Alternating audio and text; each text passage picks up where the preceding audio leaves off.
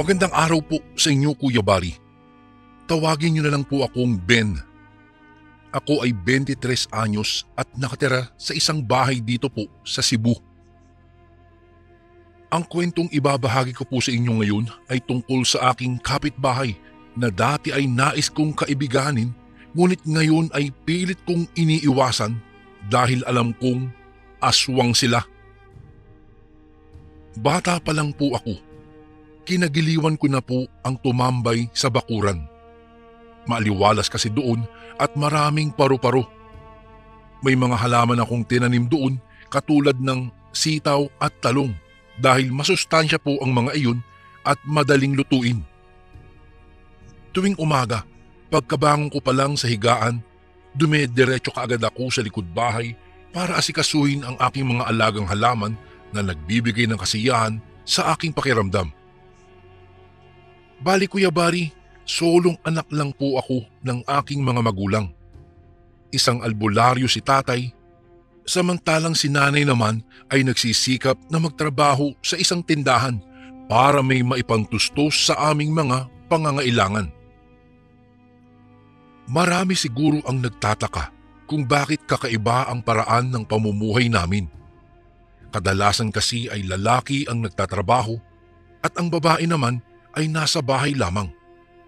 Ngunit sa amin kasi, Kuya Bari, si nanay ang nagtatrabaho at si tatay ang nasa bahay. Hindi nakapagtapos ng pag-aaral ang aking ama dahil na rin sa kahirapan, samantalang ang nanay ko naman ay nagmula sa mayamang angkan. Pinili lang niyang iwan ang buhay na nakasanayan niya dahil mahal na mahal niya ang aking ama. Sa kabila po ng magkaiba nilang estado, hindi sila nagsusumbatan o nagkikwentahan sa kung sino man ang may malaking naiaambag at kung sino ang wala. Likas na maganda ang halimbawang ipinapakita sa akin ng aking mga magulang, kaya ako man ay mahal na mahal din sila. Nagtutulungan sila sa mga pangangailangan namin sa bahay, kaya para din naman kahit papaano ay mapasaya ko sila, gumawa ako ng munting garden po sa likod ng bahay namin na madalas naming tambayan tuwing nais naming magpahangin. Isang araw, abala ako sa pagbubungkal ng lupa nang mapansing may malaking truck ang huminto sa katabi naming bahay. Isang buong pamilya po ang bumaba. May nanay, tatay at isang anak na babae. Kakaiba ang kanilang mga pananamit. Halatang sosyalin at may lahi. Medyo kulay asul kasi ang kanilang mga mata, tapos yung anak nilang babae ay parang manika kung titingnan mo. Makailang beses ko pa nga silang nginitian, ngunit hindi man nila magawang magantihan ng isa ding matamis na ngiti. Kaya naman para mabawasan ang pagkapahiya ko ay umatras ako at nagpaalan sa kaedaran kong babae kahit mukhang wala naman silang balak na pansinin po ako. Kuya Bari, mabait ang kaedaran kong anak nilang babae. Madalas ko siyang makitang nakikipagngitian sa akin sa ikalawang palapag ng kanilang bahay. Yun nga lang, alam kong hindi naman siya hahayaan ng kanyang mga magulang na mapagawi sa aming bahay dahil sa tuwing nanaisin pa lamang niyang lumapit, tinatawag na siya kaagad ng kanyang tatay. Para bang pinaghihigpitan siya sa hindi malamang dahilan. Isang araw, nakahanap ng pagkakataon ang babae na makipagkilala sa akin. Nataong may kausap ang kanyang ina sa labas ng bahay at nasa trabaho naman ang kanyang ama. Nakita ko siyang nagmamadaling lumapit sa akin at nakipagkilala. Grace daw ang kanyang pangalan. Sabik naman akong nakipagkamay sa kanya at sinabi din ang aking pangalan. Kuya Bari, ayon kay Grace, humingi siya ng pasensya sa akin dahil sa inasta niya noong nakaraang araw. Sana daw maintindihan ko na may pagkahigpit daw ang kanyang mga magulang at hindi siya basta-basta pinapakausap sa ibang tao. Tumango naman ako at sinabing wala naman iyong problema sa akin. Hindi naman kasi maiiwasan na may mga magulang talaga na iniisip ang kapakanan ng kanilang mga anak. Sila yung mga magulang na ayaw magtiwala ang mga anak basta-basta kahit kanino. Masaya na sana kaming nag-uusap kung hindi nga lang ba nagulantang kami sa sigaw ng nanay niya mula sa kusina. Ang nanay ni Grace ay galit na sumugod sa bakuran at pinagalitan ang kanyang anak. Ipinagtanggol ko ang aking kaibigan, ngunit hindi ako pinakinggan ng ginang. Maras niyang hinila ang kanyang anak at pinapasok kaagad ng kanilang bahay. Pagkuway, dinuro pa nga ako at pinagsabihang wag nang lalapitan daw ang kanyang anak kahit kailan. Napapailing na lamang po ako, Kuya Barry, habang pinagmamasdan silang naglalakad papalayo. Wala akong karapatang panghimasukan ang kanilang buhay. Ngunit para sa akin, hindi ko kayang pagmasdan si Grace na sinasaktan ng kanyang nanay dahil lamang sa pakikipag-usap nito sa akin. Isang gabi, nagpaalam sa akin si nanay at tatay. Wala nang trabaho si nanay noon, ngunit si tatay ay isinama ng isa naming kakilala. May sakit ang kanyang anak at kailangang gamutin ng aking ama. Ayaw naman nila itong tanggihan, kaya kahit alam nilang alanganin ng oras ay lumabas pa din sila at nagtungo sa kabilang bayan. Sabi ni tatay ay kaya naman daw niyang maglakad ng mag-isa, ngunit makulit si nanay at nais talagang sumama. Wala akong nagawa kung hindi magpaiwan na lamang kasi wala namang magbabantay sa bahay. Uso pa naman noon ang pagliliwaliw ng mga akyat bahay gang para maghanap ng malilimas nilang mga bahay.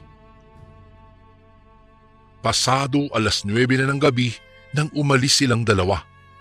Nauna na kasing umalis ang susundo sana sa kanila. Ako naman ay nagsisimula na sa pag-aayos ng aking higaan noon at naghahanda na para matulog. Nahagip ng aking tingin mula sa bintana ang paglabas ng ina ni Grace. Itinigil ko ang aking pag-aayos ng aking kama at lumapit sa bintana. Naging balisa ako nang mapansing malikot siyang habang naglalakad-lakad. Para bang may hinahanap sa ibabaw ng mga bituin. Kakaiba ang aura niya ng mga sandaling iyon. Maputla siya at tila ba nangangati. Tumingala siya sa maliwanag at bilog na buwan.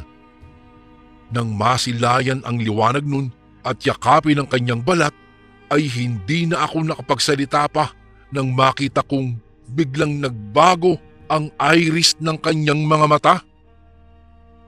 May mga kataga siyang binabanggit na alam kong tuluyang kukumpleto sa kanyang lihim na nais itago. May inilabas siyang malaking lalagyan ng botelya na may lamang parang langis at halos ipaligo ito sa kanyang buong katawan. Langis nga siguro dahil kumintab ang kanyang balat sa ilalim ng liwanag ng buwan. Hindi kaagad ako nakagalaw. Pakiramdam ko ay tatakasan ako ng kaluluwa sa aking nasasaksihan. Tunay na nakita ko kung papaano nagbabago ng anyo ang isang tao para maging isang nakakatakot na nilalang. Gayon na lamang po ang pagkatakot ng aking nadarama. Ang kanyang mga kamay ay kusang loob na dumi pa at pinaghiwalay ang mga paa. Nagulat ako dahil kasabay ng pagbabago nun ay tila ba tinutubuan siya ng makakapal na balahibo. Nagkaroon siya ng nakakangilong mahabang dila at may mahahaba at buhaghag na buhok na sa tansya ko po ay kayang makipagtagisan ng lakas na natitiyak kong hindi man lang papalpak. Ang kanyang mga daliri ay tinubuan ng matatalas na kukong alam kong kayang tumusok at humiwa kahit paggaano kakapal ng laman dahil sa talim. Kaya naman pigil na pigil ako sa aking paghinga. Kahit nasa kabilang lote lamang ako, ay natatakot ako na mapansin niya ako, lalo na't maliwanag pa ang buong kwarto. Dali-dali kong hinablot ang lampshade kaya nagdilim ang silid. Umaasa akong hindi niya ako makikita pa sa pagkakataong ito. Maya-maya'y inilabas niya sa bibig niya ang nakakangilong huni na alam kong tanging mga aswang lamang na kagaya nila ang may kakayahang humuni ng ganoon. Isang aswang lakaw. Sa pagkakataong iyon, Kuya Bari, nabigla ako nang makarinig ng alulong mula sa itaas na bahagi ng kanilang bahay kung nasaan si Grace. Natakot ako sa kaalamang maging ang kaibigan kong iyon ay mukhang magbabago din ng anyo at pilit na winawasak ang salaming bintana ng kanyang kwarto. Napaantanda ako at taimtim na nagdasal. Mag-isa lang ako sa bahay at walang kasama. Kung sakali mang pagpiestahan ako ng aking mga kapitbahay, ay natitiyak kong walang sino man ang makakaalam nun. Nanginginig na nagkubli ako sa likuran ng kurtina. Maging ang paggalaw ng aswang ay nasundan ko hanggang sa magawa niyang makagapang na animoy parang butiki sa aming dingding. Mamatay-matay ako sa labis na takot, Kuya Bari. Alam ko kung saan nagpunta si nanay. Naisip kong sumunod kahit alam kong gabi na. Kaisa naman akyatin pa ako ng mga kapitbahay ko sa bintana at lantakan sa loob ng aming bahay. Inihanda ko ang aking sarili at ikinalma. Sinigurado kong walang kahit daga ang makakarinig ng aking mga yapak hanggang sa makalabas nga ako ng aking kwarto. Bago ako makaalis, nakita ko pa ang aswang kong kapitbahay na paggapang-gapang sa ibabang bahagi ng aming bahay. Kaya tansya ko ang oras na siya ay aakyat naman papunta sa aking kwarto, saka ako bumaba. Nagtatakbo akong hinablot ang itak na nasa kusina. Agad kong isinukbit ito sa aking bewang, saka nagmamadaling pinuntahan ang likod bahay. Dito ko naisipang tumakbo para makalayo ako sa tiyak na kapahamakan. Naisip ko kapag ka nakalayo ako sa bahay namin ay hindi na niya ako hahabulin. Ngunit nagkamali ako. Sa kadahilanang nakakatatlong hakbang pa lamang ako nang biglang daluhungin ako ng aswang na ina ni Grace. Nagsisigaw ako kahit nabigla ako sa labis na takot. Hindi ako kaagad nakagalaw, lalo na at pakiramdam ko ay tinatapala na ng aswang ang butas ko sa tenga at ilong gamit ang kanyang buhaghag na mga buhok. Nakakasakit din sa puso ang panlilisik ng kanyang mga mata na animoy gusto na akong mamatay kaagad. Kaya naman halos hindi humihinga na nilabas ko ang lahat ng aking lakas at nagmamadaling tumakbo palayo nang makawala ako sa kanya. Hindi ko na pinansin pa ang malakas na atungal ng nilalang. Ang mahalaga para sa akin ay makalayo kaagad ako sa kanya. Ganun pa man, napamura ako nang malamang sinusundan pa rin ako ng aswang. Naglalaway siya sa labis na pagkatakam, kaya hinigpitan ko ang aking hawak sa itak. Walang sabi-sabing tinapyas ko ang kanyang balikat gamit ang aking patalim.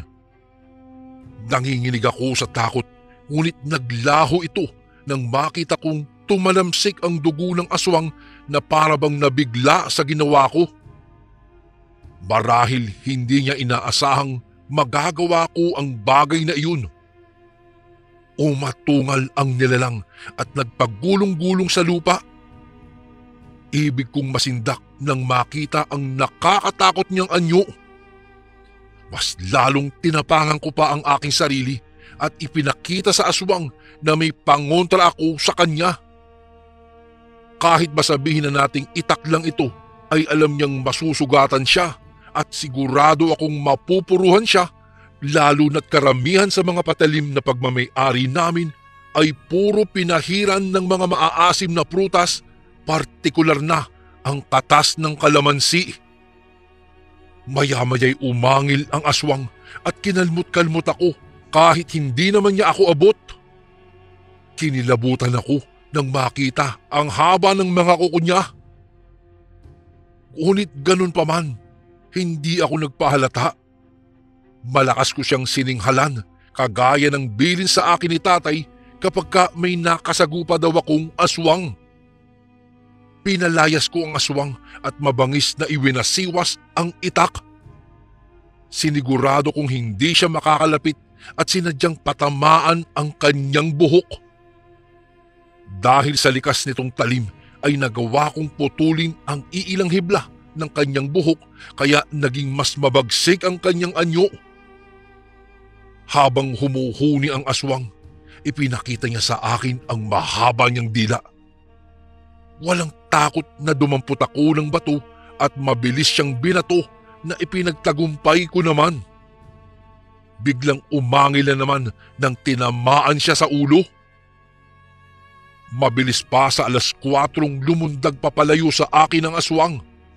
Paniguradong natakot siya nang makitang wala sa bokabularyo ko ang magpadaig na lang sa aswang. Hindi na ako muling ginulupa ng aswang hanggang sa dumating sina nanay at tatay. Ikinuwento ko sa kanila ang mga nangyari.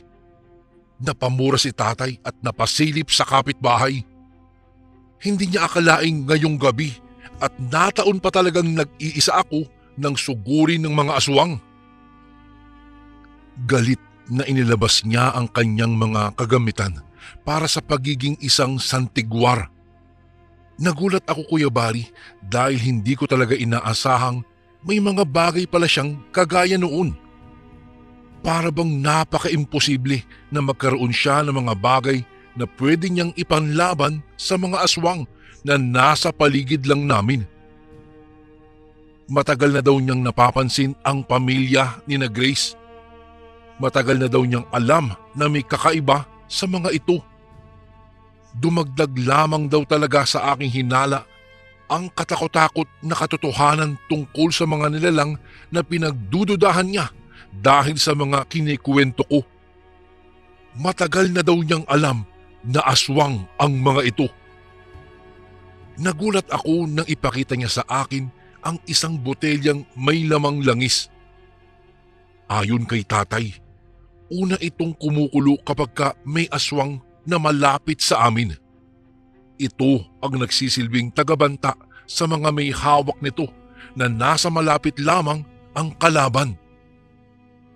Mayroon din siyang buntot pagi na pwede din daw ilatigo sa mga aswang at may punyal na magagamit din kung sakali mang maghahabang buhok at dila ang nilalang na makakalaban niya. Inihabilin niya ang mga iyon sa akin dahil kailangan pa daw nilang bumalik ni nanay sa susunod na araw. Mas mabuti na daw na kung sakaling muling bumalik ang kapitbahay namin, kaya ko na daw ipagtanggol ang sarili ko at higit sa lahat ay handa ako. Kinabukasan na, nagmukha akong praning sa kaiikot sa aming bahay. Lahat kasi ng pwedeng silipan at daanan ng aswang ay nilagyan ko na ng asin at bawang. May mga tinik din kung saan-saan na alam kong ikasasabit ng mga aswang oras na magtangka silang atakihin na naman ako. Habang abala sa ginagawa ay naisipan kong silipin ang kabilang bahay. Tahimik lamang doon, ngunit namataan ko si Grace na malungkot na nakadungaw sa akin sa bintana ng kanyang kwarto. Payak akong napangisi. Mukhang nangihinayang si Grace dahil hindi ako nalapa ng kanyang ina. Sayang lang dahil kinaibigan ko siya. Kinagabihan, alam kong magiging balisa na naman ako. Maaga pa lang ay umalis na sina nanay at tatay kaya naiwan na naman akong mag-isa sa bahay. Ingat na ingat ako sa aking mga kilos at sa totoo lang, Kuya Bari, hindi ako basta-basta gumagamit ng ilaw kasi alam kong binabantayan nila ako. Hindi ako nagpaapekto ng takot at mas tinalasan ko pa ang aking pakiramdam. Hindi na rin ako lumabas pa ng bahay kahit sa bakuran man lang. Ayaw kong bigyan ng hudyat ang pamilyang aswang na sugurin ako dahil lang na nasa labas ako. Malalim na ang gabi nang mahiga ako sa aking kama. Tahimik lang ako at pinakikiramdaman ang buong paligid. Maya-maya lang nahinto ako sa pagmumuni-muni nang makarinig ako ng mga ingay. Nagmumula ito sa bubungan ng aming bahay. Naglagay naman ako ng isang dakot ng asin sa aking bulsa, saka ako nagdasal. Alam kong magsisimula na naman sa pananakot ang nanay ni Grace.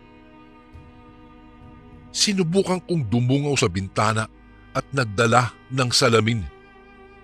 Ito ang nagsilbing mata ko para makita ko kung ano ba ang mayroon sa itaas at nag-iingay ito.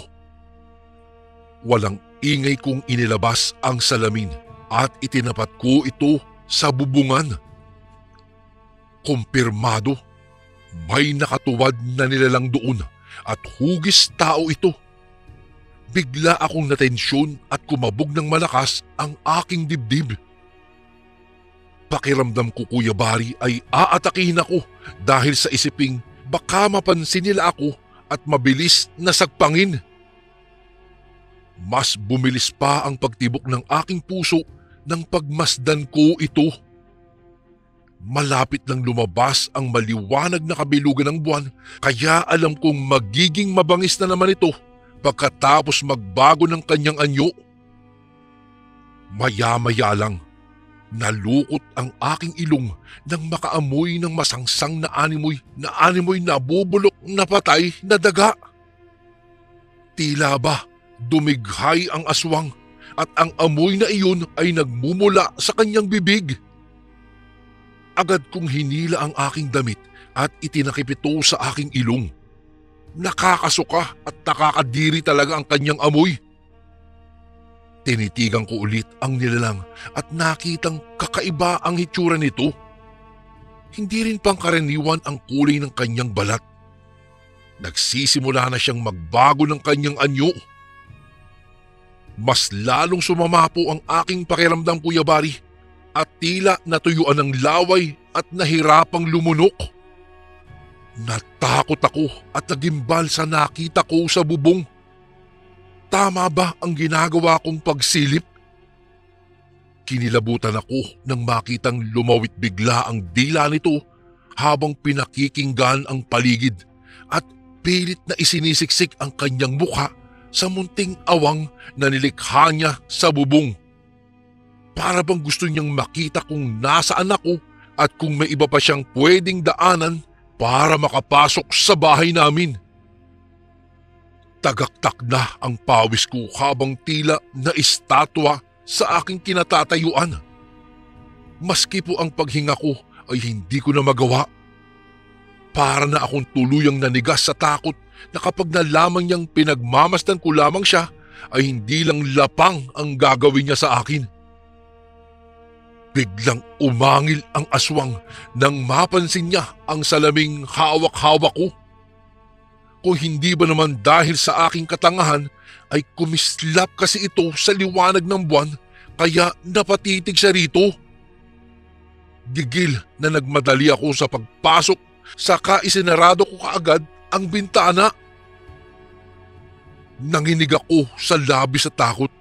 Hindi ko malaman kung ano ang aking gagawin nang bigla na lang akong mataranta sa bangis niya at bilis na gumalaw.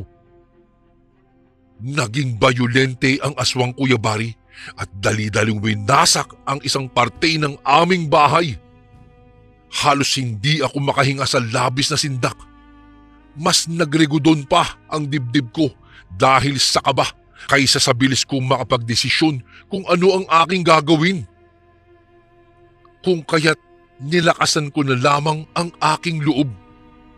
Bukod kina Grace, may dalawa pa kaming kapitbahay sa di kalayuan.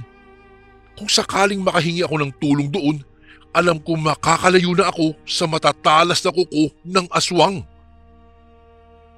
Hinablot ko ang buntot pagi na iniwan ni tatay.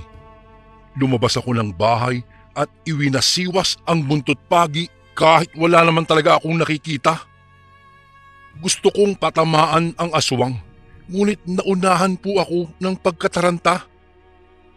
Habang naglalakad, hindi ko na malayang nasundan pala talaga niya ako.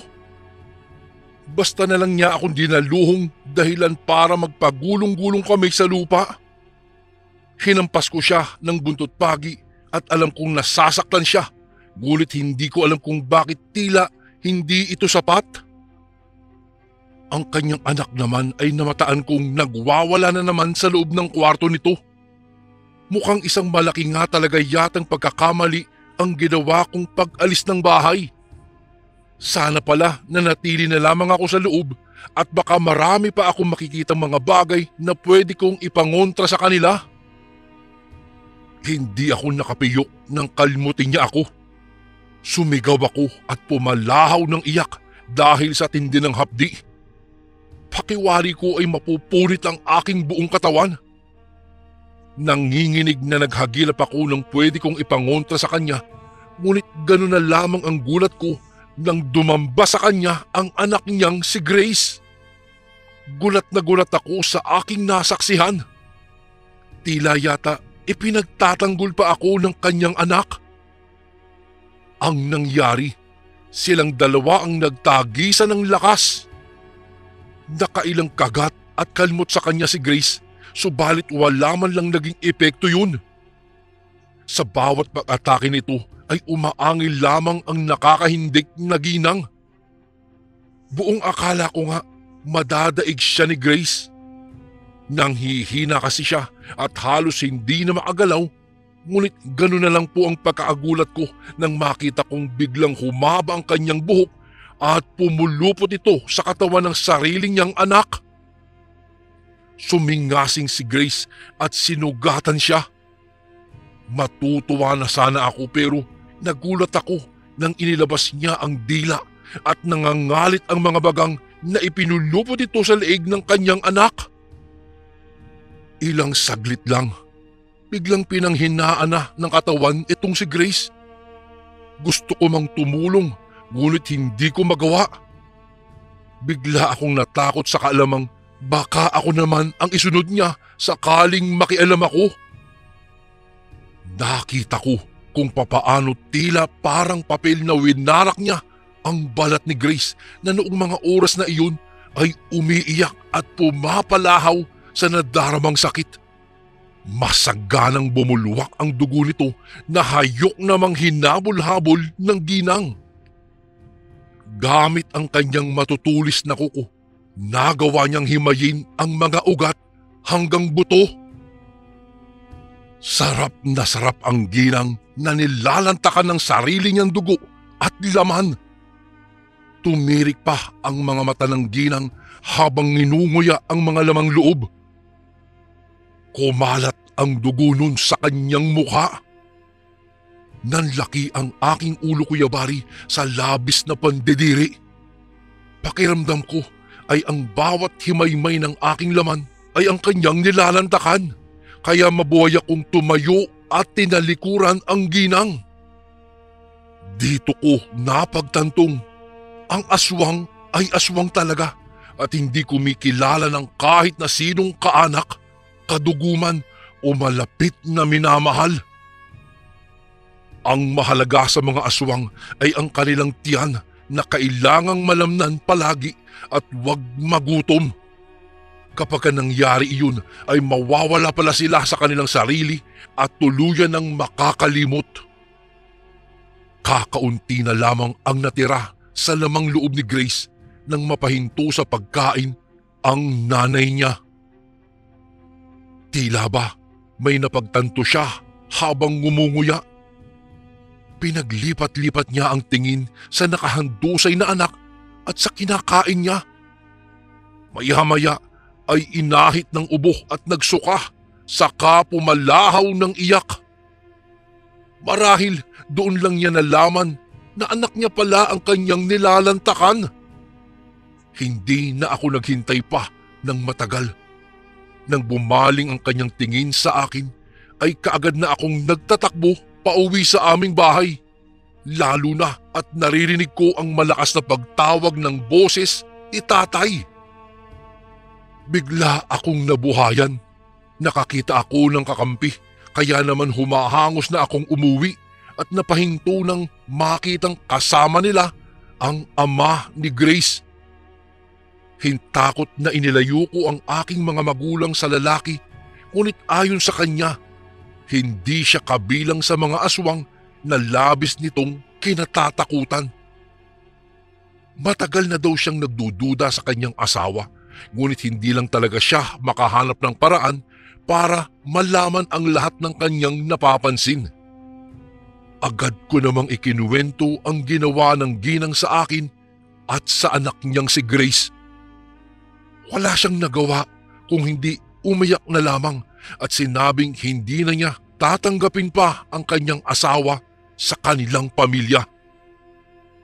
Ang ginawa nito kay Grace ay hindi makatao, kahit masabihin na daw naming hindi naman talaga ito normal. Wala siyang pakialam kung sugurin man siya ng ginang o patayin din, kagaya ng ginawa nito kay Grace. Ang mahalaga, nakaligtas ako at siya naman ang tutugis sa kanyang asawa para pagbayaran ang kasalanang ginawa nito. And again, maraming salamat po mga kasundo. Don't forget to subscribe and i-click nyo lang po yung bell na button para updated po kayo sa mga upcoming videos namin na paparating. Maraming salamat po ulit. God bless and ingat po lagi dyan. Ito po si Kuya Bari at ako ang Sundo.